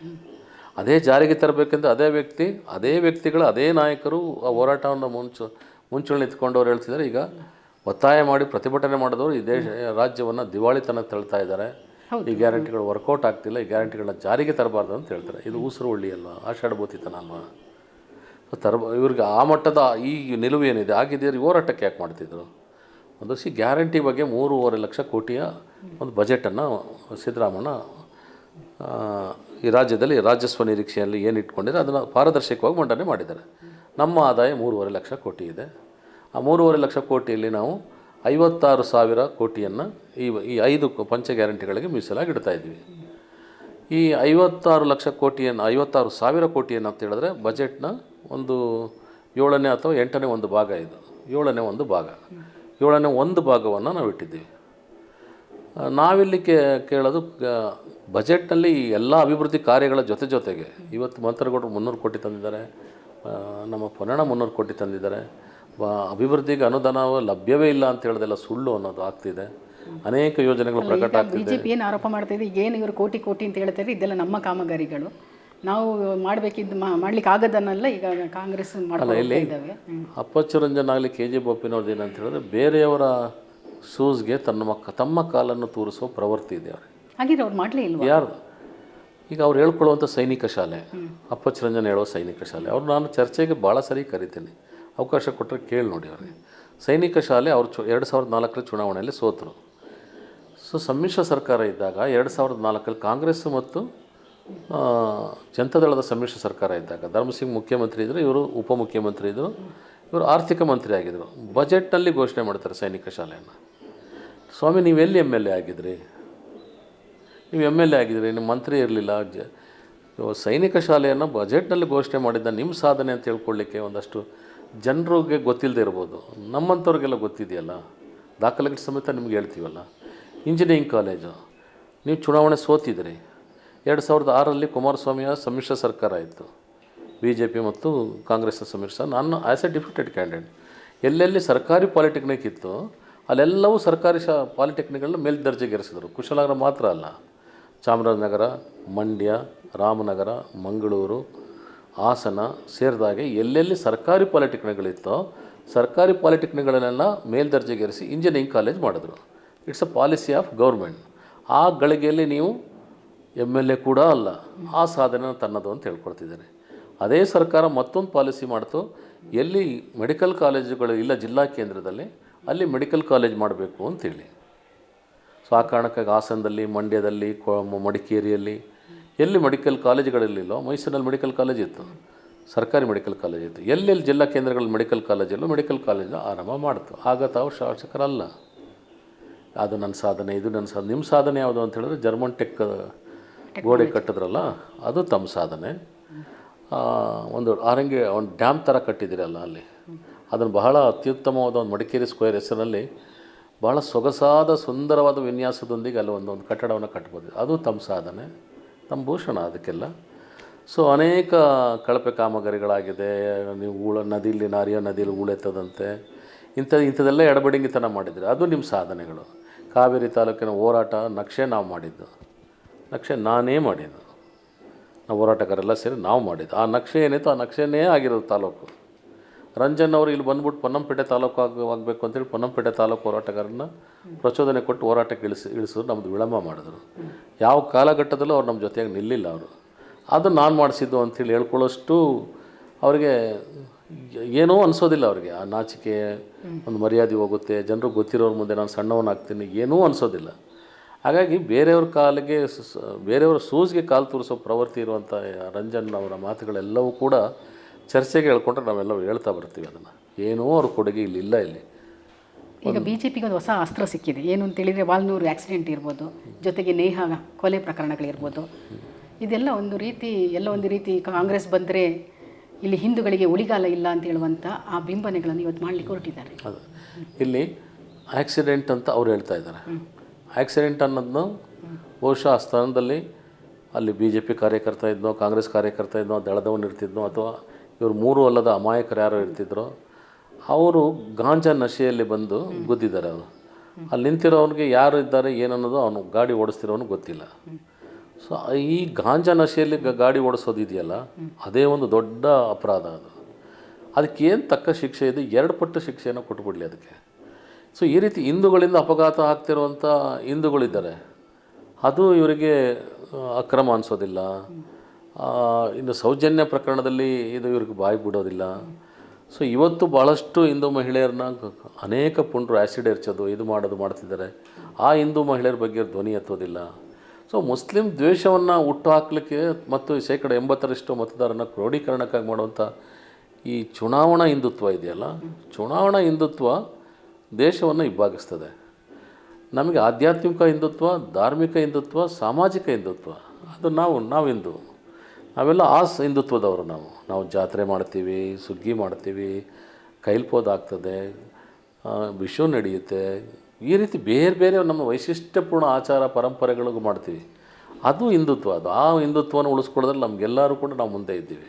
ಚುನಾವಣಾ ಹಿಂದುತ್ವದ ಮೂಲಕ ಕೇವಲ ಇಂಥ ಹೆಣಗಳು ಸಿಕ್ಕಿದಾಗ ಹೆಣಗಳನ್ನ ಇಟ್ಕೊಂಡು ರಾಜಕಾರಣ ಮಾಡೋದಿದೆಯಲ್ಲ, ಇದು ಯಾರಿಗೂ ಶೋಭೆ ತರೋದಲ್ಲ. ಬಟ್ ನೇಹಾ ಪ್ರಕರಣ ಅತ್ಯಂತ ಖಂಡನೀಯವಾದ ಪ್ರಕರಣ. ಅವನು ನಿಜವಾಗಿಯೂ ಪ್ರೀತಿ ಆಗಿದ್ದರೆ ಅವನೊಬ್ಬ ಸೈಕೋ. ಅವನು ಎಲ್ಲೋ ಒಂದು ಕಡೆ ಸುಖವಾಗಿರಲಿ ಅಂತ ಬಯಸ್ತಿದ್ದ, ನಿಜವಾದ ಪ್ರೀತಿ ಇದ್ದ ಕಡೆ. ಅದು ನಿಜವಾದ ಪ್ರೇಮಿಗಳ ಲಕ್ಷಣ ಅಲ್ಲ. ಅದು ಅಷ್ಟೂ ಅಮಾನುಷವಾಗಿ ಸಾರ್ವತ್ರಿಕವಾಗಿ ಸಾರ್ವಜನಿಕರ ಮುಂದೆ ಒಂದು ಮೃಗ ಎಳೆದಾಡೋ ರೀತಿಯಲ್ಲೇ ಕೊಂದಿರೋದಿದೆಯಲ್ಲ, ಅದನ್ನು ಯಾರೂ ಕೂಡ ಸಹಿಸಲಿಕ್ಕೆ ಸಾಧ್ಯ ಇಲ್ಲ. ಅದಕ್ಕಿರುವಂಥ ಗರಿಷ್ಠ ಶಿಕ್ಷೆ ಏನಿದೆ ಅದು ಕೊಡಬೇಕು. ಅದನ್ನು 2 ಪಟ್ಟು ಹೆಚ್ಚುವರಿಯಾಗೇ ಕೊಡಲಿ ಅವರು. ಸೊ ಇದಕ್ಕೆ ಯಾರೂ ಕೂಡ ಹೇಳೋದಿಲ್ಲ. ಆದರೆ ಈ ಪ್ರಕರಣವನ್ನು ರಾಜಕಾರಣದ ಲಾಭಕ್ಕೆ ತರೋದಿದೆಯಲ್ಲ, ಅದು ಯಾರಿಗೂ ಶೋಭೆ ತರೋದಿಲ್ಲ. ಅದು ಕಾಂಗ್ರೆಸ್ ಮುಸ್ಲಿಂ ಸಮುದಾಯವನ್ನು ಓಲೈಕೆ ಮಾಡ್ತಾನೆ ಬರ್ತಾ ಇದೆ. ಹೌದಾ? ಇಲ್ಲ, ಕಾಂಗ್ರೆಸ್ಸು ಈ ದೇಶಕ್ಕೆ ಸ್ವಾತಂತ್ರ್ಯದ ಬಳುವಳಿಯನ್ನು ಕೊಟ್ಟಿದ್ದು, ಪ್ರಜಾಪ್ರಭುತ್ವವನ್ನು ಅಸ್ತಿತ್ವಕ್ಕೆ ತಂದಿದ್ದು, ಸಂವಿಧಾನವನ್ನು ಜಾರಿಗೆ ಅನುಷ್ಠಾನಗೊಳಿಸಿದ್ದು. ಈ ದೇಶಕ್ಕೆ ಕೊಟ್ಟ 3 ದೊಡ್ಡ ಬಳುವಳಿ ಅದು. ಎಲ್ಲರಿಂದ ಎಲ್ಲರಿಗಾಗಿ ಎಲ್ಲರಿಗೋಸ್ಕರ ಅನ್ನುವ ಪ್ರಜಾಪ್ರಭುತ್ವದ ತಿರುಳನ್ನು ನಾವು ಅನುಸರಿಸೋರು. ನಾವು ಮುಸ್ಲಿಂ ಓಲೈಕೆ ಆಗಲಿ, ಹಿಂದೂ ಓಲೈಕೆ ಆಗಲಿ, ಕ್ರೈಸ್ತನ ಓಲೈಕೆ ಆಗಲಿ, ಸಿಖ್, ಜೈನ್, ಪಾರ್ಸಿಕ ಯಾರದೇ ಆಗಲಿ, ಅದು ಓಲೈಕೆ ಅಲ್ಲ. ಅದು ಸರ್ವ ಧರ್ಮೀಯರನ್ನ, ಅವರೆಲ್ಲರೂ ಭಾರತೀಯರು. ನಮ್ಮ ದೃಷ್ಟಿಕೋನದಿಂದ ಭಾರತೀಯರು, ದಟ್ಸ್ ಆಲ್. ಆ ಭಾರತೀಯರಲ್ಲಿ ಒಂದು ಹಿಂದೂ, ಮುಸ್ಲಿಂ, ಕ್ರೈಸ್ತ ಇವರೆಲ್ಲರೂ ಇದ್ದಾರೆ. ಹಾಗಾಗಿ ಎಲ್ಲರ ಹಿತಾಸಕ್ತಿ ಕಾಪಾಡಬೇಕು ಅನ್ನೋ ಆದ್ಯತೆ ನಮಗಿದೆ. ನಾವು BJPಯನ್ನು ಕೇಳಲಿಕ್ಕೆ ಬಯಸೋದು, ನಿಮ್ಮಲ್ಲಿ ಮುಸ್ಲಿಂ ಮೋರ್ಚಾ ಇದೆ, ನಿಮ್ಮಲ್ಲಿ ರಾಷ್ಟ್ರೀಯ ಮುಸ್ಲಿಂ ಮಂಚ ಅಂತ ಹೇಳಿದೆ, ಅಂದರೆ RSS ರೀತಿಯ ರಾಷ್ಟ್ರೀಯ ಮುಸ್ಲಿಂ ಮಂಚ ಅಂತಿದೆ. ಮೊನ್ನೆ ಇಲಿಯಾಜ್ ಅಹಮದ್ ಅನ್ನೋನು ಮೈಸೂರಿನಲ್ಲಿ ಬಂದು ಯದುವೀರ್ ಪಕ್ಕದಲ್ಲಿ ನಿಂತ್ಕೊಂಡು ಎಲ್ಲ ಮುಸ್ಲಿಮರು BJP ಮತ ಕೊಡಬೇಕು ಅಂತ ಕರೆ ಕಟ್ಟು ಹೋಗಿದ್ದಾರೆ. ಸಿಕಂದರ್ ಬಕ್ನ ನೀವು ಮಂತ್ರಿ ಮಾಡಿದ್ವಿ, ಅಬ್ಬಾಸ್ ನಖ್ವಿನ ಮಂತ್ರಿ ಮಾಡಿದ್ವಿ, ಶಾನವಾಜ್ನ ಮಂತ್ರಿ ಮಾಡಿದ್ರಿ, ಈ ಕಿರಣ್ ರಿಜಿಜು ಅನ್ನೋ ಕ್ರೈಸ್ತನನ್ನು ಮಂತ್ರಿ ಮಾಡಿ ಇಟ್ಕೊಂಡಿದ್ದೀನಿ. ಅವನು I am A beef eater ಅಂತ ಹೇಳ್ತಾನೆ ಅವನು. ಸೊ ಇವನ್ನೆಲ್ಲ ಇಟ್ಕೊಂಡಿದ್ದೀನಿ. BJPಯಲ್ಲಿದ್ದರೆ ಮುಸ್ಲಿಮರು ದೇಶಭಕ್ತರು, ಕಾಂಗ್ರೆಸ್ನಲ್ಲೋ ಕಮ್ಯುನಿಸ್ಟ್ನಲ್ಲೋ ಆಪ್ನಲ್ಲೋ ಇದ್ದರೆ ಅವರು ದೇಶದ್ರೋಹಿಗಳು. ಏನು ನಿಮ್ಮದು ಸೋಗಲಾಡಿತನ ಅಲ್ವಾ ಇದು, ಇಬ್ಬಂದಿತನ ಅಲ್ವಾ ಇದು? ಸೊ ಹಾಗಾಗಿ ಮುಸ್ಲಿಮರ ಮತಗಳು ನಿಮಗೂ ಬೇಕು. ನೀವು ಮುಸ್ಲಿಂ ಅಲ್ಪಸಂಖ್ಯಾತರ ಮೋರ್ಚಾನ ಇಟ್ಕೊಂಡಿದ್ದಾರೆ. ಕೊಡಗಿನಲ್ಲೂ ಅನೇಕ ಅಲ್ಪಸಂಖ್ಯಾತ ನಿಮ್ಮ ಜೊತೆ ಗುರುತಿಸ್ಕೊಂಡಿದ್ದಾರೆ. ನಿಮ್ಮ ಜೊತೆ ಇದ್ಬಿಟ್ರೆ ದೇಶಭಕ್ತರು. ಬೇರೆ ಪಕ್ಷದಲ್ಲಿ ಅದೇ ಮಂದಿ ರಾಜೀನಾಮೆ ಕೊಟ್ಟು ನಮಗೆ ಬಂದ ತಕ್ಷಣ ಪಾಕಿಸ್ತಾನ ಪರದವರು, ಅವರು ದೇಶದ್ರೋಹಿಗಳು. ಏನಕ್ಕೆ ಈ ಬಂದಿತನ ಇದು? ಮೋದಿ ಹವಾ ವರ್ಕೌಟ್ ಆಗುತ್ತೆ. ನಿಜವಾಗಿ ಮೋದಿನ ಅರ್ಥ ಮಾಡ್ಕೊಂಡಿರೋರು ಯಾರೂ ಕೂಡ ಮೋದಿ ಮತ ಕೊಡಲಿಕ್ಕೆ ಅವಕಾಶವೇ ಇಲ್ಲ. ಈ ಮೋದಿ ದೇಶದ ಆರ್ಥಿಕ ವ್ಯವಸ್ಥೆಯನ್ನು ಯಾವ ರೀತಿ ಹದಗೆಡವಿದ್ದಾರೆ ಅಂತ ಹೇಳಿದ್ರೆ, ಸ್ವತಃ ನಿರ್ಮಲಾ ಸೀತಾರಾಮನ ಪತಿ ಅವ್ರು ಹೇಳ್ತಾರೆ ದೇಶದ ಆರ್ಥಿಕ ವ್ಯವಸ್ಥೆ ಹೋಯಿತು ಅಂತ. ಸುಬ್ರಹ್ಮಣ್ಯ ಸ್ವಾಮಿ ಹೇಳ್ತಾ ಇದ್ದಾರೆ. ಈ Nirmala Sitharaman on the floor of Lok Sabha ಹೇಳ್ತಾರೆ, ದೇಶದ ಸಾಲ 2014ವರೆಗೆ 53 ಲಕ್ಷ ಕೋಟಿ ಇತ್ತು, ಈಗ ಅದು 164 ಲಕ್ಷ ಕೋಟಿ ಇತ್ತು ಅಂತೇಳಿ. ಅದೀಗ 170 ತಲುಪಿದೆ. ಅದು 10 ವರ್ಷಗಳಲ್ಲಿ ನೀವು ಈ ದೇಶ ಸಾಲ ಮಾಡಿದ 70 ವರ್ಷಗಳ ಸಾಲ ಮಾಡಿದಕ್ಕಿಂತ 2.5 ಪಟ್ಟು ಹೆಚ್ಚುವರಿ ಸಾಲ ಮಾಡಿದ್ದೀರಿ. ಒಂದು ಬ್ಯಾರೆಲ್ಗೆ $104 ಇದ್ದಾಗ ನಾವು ಅದನ್ನು 70 ರೂಪಾಯಿಗೆ 60 ರೂಪಾಯಿ ಕೊಡ್ತಾಯಿದ್ವಿ. 37 ರೂಪಾಯಿಗೆ ಇಳಿದೋಗಿತ್ತು ಒಂದು ಕಾಲದಲ್ಲಿ. ಈಗಲೂ ಕೂಡ 100ರಿಂದ ಇಳಿಸ್ಲಿಲ್ಲ ನೀವು. ಇವತ್ತು ಎಕ್ಸೈಸ್ ಡ್ಯೂಟಿಯಲ್ಲೇ 35-40 ರೂಪಾಯಿ ಪರ್ ಲೀಟರ್ಗೆ ನೀವು ಎಕ್ಸೈಸ್ ಡ್ಯೂಟಿ ಹಾಕ್ಬಿಟ್ಟು ಕೇಂದ್ರ ಸರ್ಕಾರಕ್ಕೆ ಅನುದಾನ ಹೋಗ್ತಾ ಇದೆ. ಇದರ ನಡುವೆ ನೀವು RBI ಫಂಡನ್ನು, RBI ರಿಸರ್ವ್ ಫಂಡನ್ನು ಯಾವುದೇ ಸರ್ಕಾರಗಳು ಕೂಡ ಇದುವರೆಗೆ ಬಳಸಲಿಲ್ಲ. 4 ಯುದ್ಧ ನಡೀತು, ಕ್ಷಾಮ ಬಂತು, ಕಾಲ್ರಾ, ಪ್ಲೇಗ್ ಇತ್ಯಾದಿಗಳು ದೇಶವನ್ನು ಕಾಡಿಸಿ ಹೋಗ್ಬಿಡ್ತು. ಚಂಡಮಾರುತಗಳು ಬಂದು ಸಹಸ್ರಾರು ಮಂದಿ ಸಾಯ್ತಿದ್ರು 77 ಇದರಲ್ಲೆಲ್ಲ. ಈಗ ಏನೋ ಉಪಗ್ರಹಗಳಿಂದ ನಾವು ತೆರವುಗೊಳಿಸ್ತೀವಿ. ಈ ರೀತಿ ಇದ್ದಾಗಲೂ RBI ಫಂಡನ್ನು ಬಳಸ್ತಿಲ್ಲ, ನಾವು ರಿಸರ್ವ್ ಫಂಡನ್ನು ಬಳಸ್ತಿಲ್ಲ. ದೇಶಕ್ಕೆ ತುರ್ತಾಗಿ ಅಂತ ಬೇಕಾದ ಸಂದರ್ಭದಲ್ಲಿ ನಾವು ಬಳಸೋದು. ಚಂದ್ರಶೇಖರ್ 175 ಟನ್ ಚಿನ್ನವನ್ನು ವಿದೇಶಕ್ಕೆ ಹಡ ಇಡ್ತಾರೆ. ಹಡ ಇಡೋದು ಅಂತ ಹೇಳಿದ್ರೆ ಚಿನ್ನ ಹಡ ಇಡ್ತಲ್ಲ, ಈ ದೇಶದ ಘನತೆ, ಗೌರವ, ಮಾನ ಎಲ್ಲವನ್ನೂ ಹರಾಜಿಗಿಡ್ತಾರೆ. ಸೊ ಆ ರೀತಿ ಚಂದ್ರಶೇಖರ್ ಹಡ ಇಟ್ಟಾಗಲೂ ಕೂಡ ರಿಸರ್ವ್ ಫಂಡನ್ನು ಬಳಸಲಿಲ್ಲ. ಮೋದಿ ಸಾಹೇಬರು ರಿಸರ್ವ್ ಫಂಡನ್ನು ಬಳಕೆ ಮಾಡಿದ್ರು. PM ರಿಲೀಫ್ ಫಂಡ್ ಇದೆ, ಓಕೆ. PM ಕೇರ್ ಫಂಡ್ ಏನಕ್ಕೆ? PM ಕೇರ್ ಫಂಡಲ್ಲಿ ಒಂದು ಕಾನೂನು ಚೌಕಟ್ಟನ್ನು ಹಾಕ್ಕೊಂಡಿದ್ದಾರೆ. ಯಾರು ಹಣ ಕೊಡ್ತಾರೆ ಅದನ್ನು ಹೇಗೆ ಬಳಕೆ ಮಾಡ್ತಿದ್ದಾರೆ, ಅದು ಕಾನೂನು ವ್ಯಾಪ್ತಿಗೆ ಮೀರಿದು ಯಾರೂ ಕೇಳುವಾಗಿಲ್ಲ ಅಂತೇಳಿ. ಅಗತ್ಯ ಇದೆಯಾ? ಲೋಕಪಾಲ್ ಬಿಲ್ ಮಸೂದೆನ ತರ್ತೀನಿ ಅಂತೇಳಿ ಅಧಿಕಾರಕ್ಕೆ ಬರ್ತಾರೆ. ಲೋಕಪಾಲ್ ಬಿಲ್ ಮಸೂದೆಗಾಗಿ ಒಂದು ದೊಡ್ಡ ಚಳವಳಿ ನಡೆಯುತ್ತೆ. ನಮ್ಮ ಸರ್ಕಾರ ಲೋಕಪಾಲ್ ಬಿಲ್ ಮಸೂದೆನ ಮಂಡನೆ ಮಾಡಿ ಅಂಗೀಕಾರ ಮಾಡಿ ಶಾಸನಕ್ಕೆ ಕಳಿಸುತ್ತೆ. ನೀವು ಯಾಕೆ ಮಾಡಲಿಲ್ಲ? ಭ್ರಷ್ಟಾಚಾರದ ವಿರುದ್ಧ ಇದ್ದರೆ ಮಾಡಬೇಕಲ್ಲ. ವಿಜಯ್ ಮಲ್ಯ ಎಲ್ಲಿ, ನೀರವ್ ಮೋದಿನೆಲ್ಲಿ ವಾಪಸ್ ತಂದ್ರಿ? ಇವತ್ತು ಡಾಲರ್ ಬೆಲೆ 55 ರೂಪಾಯಿಂದ 85 ರೂಪಾಯಿಗೆ ಹೋಗಿದೆ. 30 ರೂಪಾಯಿ ಏಕಾಏಕಿ ಏರಿಕೆ ಆಗಿದೆ.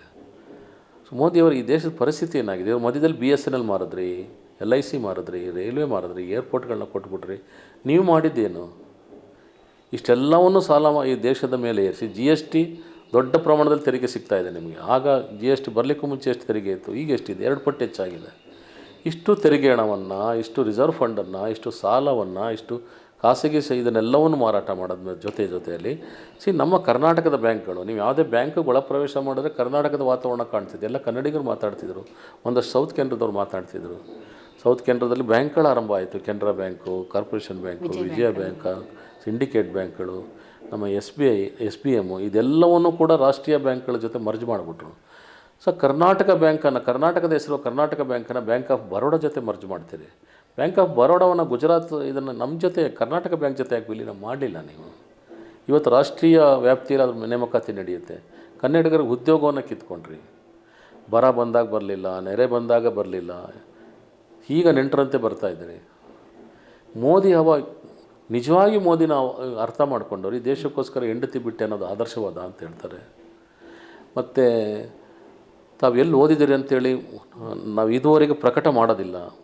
ಈ ಜಗತ್ತಿನಲ್ಲಿ ಕ್ಲಾಸ್ಮೇಟ್ ಇಲ್ಲದ ಏಕೈಕ ವಿದ್ಯಾರ್ಥಿ ಅವರು, ಶಿಕ್ಷಕರಿಲ್ಲದ ಏಕೈಕ ವಿದ್ಯಾರ್ಥಿ. ಅದ್ರ ಬಗ್ಗೆ ಮಾಹಿತಿ ಕೊಡಿದರೆ ಮಾಹಿತಿ ಕೊಡೋದಿಲ್ಲ. ಯಾಕೆ ಮಾಹಿತಿ ಕೊಡೋದಿಲ್ಲ? ಕೇಜ್ರಿವಾಲ್ ಮಾಹಿತಿ ಹಕ್ಕು ಆಯೋಗದಲ್ಲಿ ಕೇಳಿದ್ದಾರೆ, ನಿರಾಕರಣೆ ಮಾಡಿದ್ದಾರೆ. ಇದ್ರೆ ಕೊಡಬೇಕಲ್ವಾ? ಎಷ್ಟು ದಿನ ಈ ದೇಶವನ್ನು ಗುಮ್ರಾಹ ಮಾಡ್ತಾಯಿದೆ? ಎಷ್ಟು ದಿನ ಈ ದೇಶದ ಜನರನ್ನು ನೀವು ಈ ಸುಳ್ಳಿನ ಮೋಡಿಯಿಂದ, ಚಮತ್ಕಾರದ ಮಾತುಗಳಿಂದ ನೀವು ಮೋಸ ಮಾಡಲಿಕ್ಕೆ ಸಾಧ್ಯ ಇಲ್ಲ. ಇಡೀ ದೃಶ್ಯ ಮಾಧ್ಯಮಗಳನ್ನು ನಿಮ್ಮ ಹಿಡಿತಕ್ಕೆ ತೊಗೊಬಿಟ್ಟಿದ್ದೀರಿ. ಇವತ್ತು ಜಿ ಸಮೂಹ BJPಯವ್ರ ಕೈಲಿದೆ, ಸುವರ್ಣ ನೆಟ್ವರ್ಕ್ BJPಯವ್ರ ಕೈಲಿದೆ, ಅಂಬಾನಿ ಕೈಲಿ ನ್ಯೂಸ್ 18 ಇದೆ, ಅದಾನಿ ಕೈಲಿ ಇಂಗ್ಲೀಷ್ ಚಾನಲ್ಗಳೆಲ್ಲವೂ ಸಿಕ್ಕಾಕೊಂಡಿದೆ. ಅಲ್ಲಿ 3 ಹೊತ್ತು ಮೋದಿ ಕೆಮ್ಮಿದ್ರೆ ಪಾಕಿಸ್ತಾನ ಹೆದರುತ್ತೆ, ಮೋದಿ ಸೀನಿದ್ರೆ ಚೈನಾ ಬೆದರುತ್ತೆ. ಇದನ್ನು ಹೇಳ್ಕೊಂಡು ಮೋದಿಯ ಕೌಶಲ್ಯ, ಮೋದಿಯ ಚಮತ್ಕಾರ, ಮೋದಿಯ ಮ್ಯಾಜಿಕ್ ಏನೆಲ್ಲ ಹೇಳ್ಕೊಂಡು ಜನರಲ್ಲಿ ಒಂದು ಭ್ರಮೆ ಹುಟ್ಟು ಹಾಕ್ಬಿಟ್ಟಿದ್ದೀರಿ. ಮತದಾರನ ಕೈಲಿ ನೀವು ಹೇಳಿಸ್ಬಿಟ್ಟು ಮೋದಿ ನೋಡಿ ಓಟ್ ಕೊಡ್ತೀನಿ ಅನ್ನೋ ಮಾತುಗಳನ್ನ ಶುರು ಮಾಡಿಸಿದಿರಿ. ಇದೇನಾಗಿ ಒಂದು ಸಮೂಹ ಸೃಷ್ಟಿ ಮಾಡಿಬಿಟ್ಟಿದೆ. ಮೋದಿ ಪರವಾಗಿ ನಾನು ಓಟ್ ಕೊಟ್ಟರೆ ನನ್ನ ಬುದ್ಧಿವಂತ ಅಂದ್ಕೊಳ್ತಾರೆ ಅಂತೇಳೋ ಒಂದು ಭ್ರಾಂತಿಯನ್ನು ಜನರಲ್ಲಿ ಹುಟ್ಟಾಕ್ಬಿಟ್ಟಿದ್ದೀರಿ. ಅವರು ಪಾಪ ಗಿಳಿಪಾಠ ಒಪ್ಪಿಸ್ತಾ ಇದ್ದಾರೆ. ವಾಸ್ತವ ಅರ್ಥ ಆಗಿರೋರು Modi the most failure PM of India. 2 ಪ್ರಶ್ನೆ ಕೇಳಿ ನಿಲ್ಲಿಸ್ತೀನಿ. ಒಂದು ಕೊಡಗು ಮಂಗಳೂರು ಲೋಕಸಭಾ ಕ್ಷೇತ್ರ ಆಯಿತು, ಆಮೇಲೆ ಕೊಡಗು ಮೈಸೂರು ಲೋಕಸಭಾ ಕ್ಷೇತ್ರ ಆಯಿತು. ಎಲ್ಲಿಯೂ ಕೂಡ ಕೊಡಗು ಲೋಕಸಭಾ ಕ್ಷೇತ್ರ ಆಗಬೇಕು ಅಂತೇಳಿ ಯಾರು ಕೂಡ ಒಕ್ಕಲ ಧ್ವನಿ ಎತ್ತಾ ಇಲ್ಲ, ನಮಗೆ ಬೇಕು ಪ್ರತ್ಯೇಕವಾಗಿ ಅಂತ. ಸೊ ಕೊಡಗಿನಲ್ಲಿ ಒಂದಷ್ಟು ಹೋರಾಟಗಳನ್ನು ತಾರ್ಕಿಕ ಅಂತ್ಯಕ್ಕೆ ಕೊಂಡೊಯ್ಯೋರ ಸಂಖ್ಯೆ ಕಡಿಮೆ ಇದೆ, ಹೋರಾಟಗಾರರ ಸಂಖ್ಯೆ ಕಡಿಮೆ ಇದೆ. ಹೋರಾಟ ಅಂತ ಹೇಳಿದ್ರೆ ಕೇವಲ ಪ್ರದರ್ಶನ ಆಗಬಾರ್ದು, ಪ್ರದರ್ಶನ ಆಗಬಾರ್ದು. ಅದು ಈಗ ಕಾವೇರಿ ತಾಲೂಕು ಹೋರಾಟನ ಒಂದು ತಾರ್ಕಿಕ ಅಂತ್ಯಕ್ಕೆ ತೊಗೊಂಡು ಹೋದ್ವಿ ಸುದೀರ್ಘವಾಗಿ. ಸೊ ಇಲ್ಲಿ ರಾಜ್ಯ ಮಟ್ಟದಲ್ಲಿ ಒಂದು ಹೋರಾಟವನ್ನು ಸುದೀರ್ಘ ಹಂತಕ್ಕೆ ತೆಗೆದುಕೊಂಡೋಗಿ ತಾರ್ಕಿಕ ಅಂತ್ಯ ಕಾಣಿಸುವವರೆಗೆ ಅದು ಮುಂದುವರಿಸ್ಕೊಂಡು ಹೋಗಬೇಕು. ಸೊ ಆ ರೀತಿ ಮುಂದುವರಿಸ್ಕೊಂಡು ಹೋಗುವಂಥ ಒಂದು ಹೋರಾಟ ಅಗತ್ಯ ಇದೆ, ಅನಿವಾರ್ಯ ಇದೆ. ಕಂಬದ ಕಡೆ ಒಂದು ಹೋರಾಟ ಒಂದು ರಾಜ್ಯದಲ್ಲಿ ಒಂದು ಇತಿಹಾಸ ಆಯಿತು. ಅದರ ನಂತರ ನಮ್ಮ ತಾಲೂಕಿನ ಹೋರಾಟಗಳು, ಒಂದು ತಾಲೂಕಿಗಾಗಿ ಆ ರೀತಿಯ ಪ್ರಕಾರವಾದ ಹೋರಾಟ ಯಾವ ತಾಲೂಕಿನಲ್ಲೂ ನಡೀಲಿಲ್ಲ. ಸೊ ಒಂದು ಹೋರಾಟ ಅಗತ್ಯ ಇದೆ, 3 ವಿಧಾನಸಭಾ ಕ್ಷೇತ್ರದ ಅಗತ್ಯ ಇದೆ. ಸೊ ಆ ನಿಟ್ಟಿನ ಹೋರಾಟವನ್ನು ಎಲ್ಲರೂ ಸಾಮೂಹಿಕ ಸೇರಿ ಒಂದು ನಾಯಕತ್ವವನ್ನು ಒಪ್ಪಿಕೊಂಡು ಅದನ್ನು ಮುಂದುವರಿಬೇಕಾಗಿದೆ. ಸೊ ಇನ್ನು ಬೇರೆ ಹೋರಾಟಗಳು ಏನಾಗ್ತಿದೆ, ಇನ್ನು ಜನಾಂಗೀಯ ಹೋರಾಟಗಳು, ಕೆಲವು ಧಾರ್ಮಿಕ ಹೋರಾಟಗಳು ಇತ್ಯಾದಿಗಳು ನಡೆಯುತ್ತೆ. ಅದರ ಬದಲು ಒಂದು ಸಾರ್ವಜನಿಕರ ಉಪಯುಕ್ತಕ್ಕಾಗುವಂಥ ಇಂಥ ಒಂದು ಹೋರಾಟದ ಅಗತ್ಯ ಇದೆ. ಅದು ಒಂದು ಬದ್ಧತೆಯಿಂದ ನಡೆಸೋ ಹೋರಾಟ ಆಗಬೇಕಾಗಿದೆ. ಕೊನೆಯದಾಗಿ ಲಕ್ಷ್ಮಣ್ಗೆ ಯಾಕೆ ಓಟ್ ಹಾಕಬೇಕು? ಲಕ್ಷ್ಮಣ್ರವರು ಒಂದು ಕಾಂಗ್ರೆಸ್ ಅನ್ನುವ ಕಾರಣಕ್ಕಾಗಿ. ಕಾಂಗ್ರೆಸ್ ಈ ದೇಶದ ಬಡ ಜನರಿಗೆ ಕೊಟ್ಟಂಥ, ಈ ರಾಜ್ಯದ ಬಡ ಜನರಿಗೆ ಕೊಟ್ಟಂಥ ಯೋಜನೆಗಳನ್ನು ಜಾರಿಗೆ ತರ್ತಾರೆ ಯಶಸ್ವಿಯಾಗಿ, ಪರಿಣಾಮಕಾರಿಯಾಗಿ. ಬಜೆಟ್ನಲ್ಲಿ ಇಡುವುದರ ಮೂಲಕ ಅದಕ್ಕೊಂದು ಕಾನೂನುಬದ್ಧ, ಶಾಸನಬದ್ಧವಾದ ಖಾತ್ರಿಯನ್ನು ಒದಗಿಸ್ಕೊಟ್ಟಿದ್ದು ಒಂದು. ಎರಡನೆಯದು, ಲಕ್ಷ್ಮಣ್ ಸ್ವಭಾವತ ವಿದ್ಯಾವಂತ, ಪ್ರಜ್ಞಾವಂತ, ಜನಸಾಮಾನ್ಯರ ಅಭ್ಯರ್ಥಿ, ಸರಳವಾಗಿ ಮತ್ತು ನಿರಾಡಂಬರವಾಗಿ ಜನರ ಜೊತೆ ಬೆರೆಯಬಲ್ಲಂಥವ್ರು, ಒಂದಷ್ಟು ಸಜ್ಜನಿಕೆ ವ್ಯಕ್ತಿತ್ವ ಇಟ್ಕೊಂಡಿರೋರು. ಅವರೊಂದಷ್ಟು ಬೆರೀಲಿಕ್ಕೆ ಒಂದಷ್ಟು ಸ್ವಲ್ಪ ತಡ ಆಗುತ್ತೆ, ಬೆರೆತ ನಂತರ ತುಂಬ ಆತ್ಮೀಯರಾಗ್ತಾ ಹೋಗ್ತಾರೆ. ಈ ಕಾರಣಕ್ಕಾಗಿ ಮತ್ತೆ ಒಂದಷ್ಟು ವಿಚಾರವಂತಿಕೆಯನ್ನು ಇಟ್ಕೊಂಡಿದ್ದಾರೆ. ಕರ್ನಾಟಕದ ಸಮಸ್ಯೆಗಳ ಬಗ್ಗೆ ಬೆಳಕು ಚೆಲ್ಲಬಲ್ಲಂಥ ಉತ್ತಮ ವಾಗ್ಮಿಯವರು, ವಿಚಾರವಂತ, ಭಾಳ ಪ್ರಬಲವಾದ ಪಾರ್ಲಿಮೆಂಟ್ರಿಯನ್ ಆಗ್ತಾರೆ ಅವರು. ನಮ್ಮ ಕರ್ನಾಟಕಕ್ಕೆ ಒಂದು ಪ್ರಬಲವಾದ ಪಾರ್ಲಿಮೆಂಟ್ರಿಯನ್ ಆಗ್ತಾರೆ. ಸೊ ಈ ಕಾರಣಕ್ಕಾಗಿ ಲಕ್ಷ್ಮಣರವ್ರ ಗೆಲುವು ಅಗತ್ಯ ಇದೆ. ಕೊನೆಯದಾಗಿ ಚಿತ್ತರ ವೀಕ್ಷಕರಿಗೆ ತಾವು ಏನು ಹೇಳಲಿಕ್ಕೆ ಇಷ್ಟ? ಒಂದು ಕಾಂಗ್ರೆಸ್ನ ಬ್ಲಾಕ್ ಕಾಂಗ್ರೆಸ್ ಅಧ್ಯಕ್ಷರಾಗಿ ತಾವು ಏನು ಹೇಳಲಿಕ್ಕೆ ಇಷ್ಟಪಡ್ತೀರಿ? ರಿಗಾರ್ಡಿಂಗ್ ಕೊನೆಯದಾಗಿ ಚಿತ್ತಾರದ ವೀಕ್ಷಕರಿಗೆ ಜೊತೆಗೆ ತಾವು ಬ್ಲಾಕ್ ಕಾಂಗ್ರೆಸ್ನ ಅಧ್ಯಕ್ಷರಾಗಿದ್ದೀರಾ, ತಾವು ಏನು ಹೇಳಲಿಕ್ಕೆ ಇಷ್ಟಪಡ್ತೀರಾ ಅಂತ? ಸೊ ನಾವು ಚಿತ್ತಾರ ವೀಕ್ಷಕರಿಗೆ ನಾವು ನಿವೇದನೆ ಮಾಡ್ಕೊಳ್ಳೋದು ಇಷ್ಟಿದೆ. ಕಾಂಗ್ರೆಸ್ಸು ಮನುಷ್ಯ ಪ್ರೀತಿಯನ್ನು ಹೊಂದಿರುವಂಥ ಪಕ್ಷ ಅದು. ಸೊ ಸರ್ವ ಜನಾಂಗವನ್ನು, ಸರ್ವ ಧರ್ಮೀಯರನ್ನ, ಸರ್ವ ಭಾಷಿಗರನ್ನು ಸಮಾನತೆಯಿಂದ ನೋಡಬೇಕು. ದೇಶದ ಭ್ರಾತೃತ್ವ, ಸೌಹಾರ್ದತೆ, ಅಖಂಡತೆ, ಸಮಗ್ರತೆ ಉಳಿಬೇಕು ಅಂತ ಹೇಳುವಂಥ ಬಯಸುವ ನಾಡು ಇದು. ಸಂವಿಧಾನವನ್ನು ಜಾರಿಗೆ ತಂದರೂ ಅಕ್ಷರಶಃ ಸಂವಿಧಾನದೊಳಗಡೆ ಬದುಕೋದು ನಮಗೆ ಕ್ಷೇಮ ಅಂತೇಳಿ ಭಾವಿಸಿರೋರು ನಾವು. ನಮಗೆ ಪ್ರಕ್ಷುಬ್ಧತೆಯ, ಉದ್ವಿಗ್ನತೆಯ ಭಾರತ ಬೇಕಾಗಿಲ್ಲ. ನಮಗೆ ಎಲ್ಲಿ ಶಾಂತಿ ಇದೆ, ಎಲ್ಲಿ ಸೌಹಾರ್ದತೆ ಇದೆ, ಅಲ್ಲಿ ಸಮೃದ್ಧತೆ ಇರ್ತದೆ. ಹಾಗಾಗಿ ಉದ್ವಿಗ್ನತೆ, ಪ್ರಕ್ಷುಬ್ಧತೆ 144 ಕರ್ಫ್ಯೂನ ತಂದಾಕುತ್ತೆ. ಬಡವರು ಕೂಲಿಗೆ ಹೋಗುವಾಗಿಲ್ಲ, ಮಕ್ಕಳು ಶಾಲೆಗೆ ಹೋಗುವಾಗಿಲ್ಲ, ವ್ಯಾಪಾರಸ್ಥರು ಅಂಗಡಿ ತೆಗೆಯುವಾಗಿಲ್ಲ, ಭಯದ ವಾತಾವರಣ. ಇಂಥ ವಾತಾವರಣ ಧರ್ಮದ ಹೆಸರಿನಲ್ಲೋ, ಜಾತಿ ಹೆಸರಿನಲ್ಲೋ, ಭಾಷೆ ಹೆಸರಿನಲ್ಲೋ ಆಗುವಂಥ ರಾಜಕಾರಣ ನಮಗೆ ಬೇಕಾಗಿಲ್ಲ. ನಾವು ಜನರ ಹಸಿವು, ಬಡತನ, ನಿರುದ್ಯೋಗ, ಕಡಿಮೆ ಚಿಕಿತ್ಸಾ ವೆಚ್ಚದಲ್ಲಿ ಉತ್ತಮವಾದ ಗುಣಮಟ್ಟದ ಚಿಕಿತ್ಸೆ ಮತ್ತು ನೀರು, ಕುಡಿಯುವ ಚರಂಡಿ, ರಸ್ತೆ, ಬೀದಿ ದೀಪ ಇಂಥ ಕಡೆ ವ್ಯವಸ್ಥೆ ಮಾಡುವಂಥ ಒಂದು ರಾಜಕೀಯ ಪಕ್ಷವಾಗಿ ನಾವು ಆಲೋಚನೆ ಮಾಡ್ತೀವಿ. ಸರ್ವ ಧರ್ಮೀಯರನ್ನು, ಸಮಗ್ರ ಭಾರತೀಯನ ಜೊತೆಲಿ ತೆಗೆದುಕೊಂಡು ಹೋಗುವಂಥ ಪರಿಪಾಠದ ಸಂವಿಧಾನದ ದ್ಯೋತಕವಾಗಿ ಕಾಂಗ್ರೆಸ್ ಕೆಲಸ ಮಾಡುತ್ತೆ. ಈ ನಿಟ್ಟಿನಲ್ಲಿ ಬಹುಶಃ ನಾಳೆ 50% ಹೆಚ್ಚು ಭಾಷಿಗರು, ಹಿಂದಿ ಭಾಷಿಗರು ಇದ್ದಿದ್ದರೆ ಭಾಷೆಯ ಹೆಸರಲ್ಲಿ ಮತ್ತೊಂದು ರಾಜಕೀಯ ಪಕ್ಷ ಹುಟ್ಕೊಳ್ತಿತ್ತು. ಈ ದೇಶವನ್ನು ಹೀಗೇ ಕಾಡಿಸ್ತಾ ಇತ್ತು ಭಾಷೆಯ ಹೆಸರಿನಲ್ಲಿ. ಹಾಗಾಗಿ ಭಾಷೆ, ಧರ್ಮ, ಜನಾಂಗ, ಪ್ರಾಂತ್ಯದ ಹೆಸರನ್ನ ರಾಜಕಾರಣವನ್ನು ಹೊರತುಪಡಿಸಿ ಜನಪರವಾದ ನಿಲುವಿರುವಂಥ ಕಾಂಗ್ರೆಸ್ಸನ್ನು ಗೆಲ್ಲಿಸ್ಕೊಡ್ಬೇಕು ಅಂಥೇಳಿ ನಾನು ಚಿತ್ತಾರ ವೀಕ್ಷಕರಲ್ಲಿ ನಿವೇದನೆಯನ್ನು ಮಾಡ್ಕೊಳ್ಳಿಕ್ಕೆ ಬಯಸ್ತೇನೆ. ನಾನು ಕದನಕಣದಲ್ಲಿ ಕೇಳಿದಂಥ ಪ್ರಶ್ನೆಗಳಿಗೆ ಮುಕ್ತವಾಗಿ ಬಹುಶಃ ನಾನು ಆರಂಭದಲ್ಲಿ ನೋಡಿದ ವಿ ಪಿ ಶಶಿಧರನ ಅದೇ ರೀತಿ ಇವತ್ತು ಕಂಡೆ ಅಂತ ಅನಿಸ್ತಾ ಇದೆ. ಅದೇ ಆ ಪ್ರೌಢಮೆಯ ಮಾತುಗಳು, ಜೊತೆಗೆ ತಮ್ಮಲ್ಲಿರುವಂಥ ಇಚ್ಛಾಶಕ್ತಿ, ಕಾಂಗ್ರೆಸ್ನ ಬಗ್ಗೆ ಇರುವಂಥ ಬದ್ಧತೆಗಳು, ಮುಂದೆ ಕಾಂಗ್ರೆಸ್ನಲ್ಲಿ ಮತ್ತಷ್ಟು ಅವಕಾಶಗಳು ತಮಗೆ ಕೊಡಲಿ ಅಂತ ಹೇಳ್ತಾ ಶುಭಾರಿಸ್ತಾ ಕಾರ್ಯಕ್ರಮವನ್ನು ಮುಗಿಸ್ತೇನೆ. Thank you sir. ಪ್ರಿಯ ವೀಕ್ಷಕರೇ, ಇದು ಈ ಹೊತ್ತಿನ ವಿಶೇಷ. ಮತ್ತೊಬ್ಬ ಮುಖಂಡ ಅಥವಾ ಮತ್ತೊಬ್ಬ ನಾಯಕನೊಂದಿಗೆ ಮತ್ತೆ ಭೇಟಿಯಾಗ್ತೇನೆ. ಸಕಾಲಿಕ ಸುದ್ದಿ, ಸದಾಭಿರುಚಿಯ ಮನೋರಂಜನೆಗಾಗಿ ನೋಡ್ತಾನೆ ಇರಿ ಚಿತ್ತಾರ ವಾಹಿನಿ. ನಮಸ್ಕಾರ.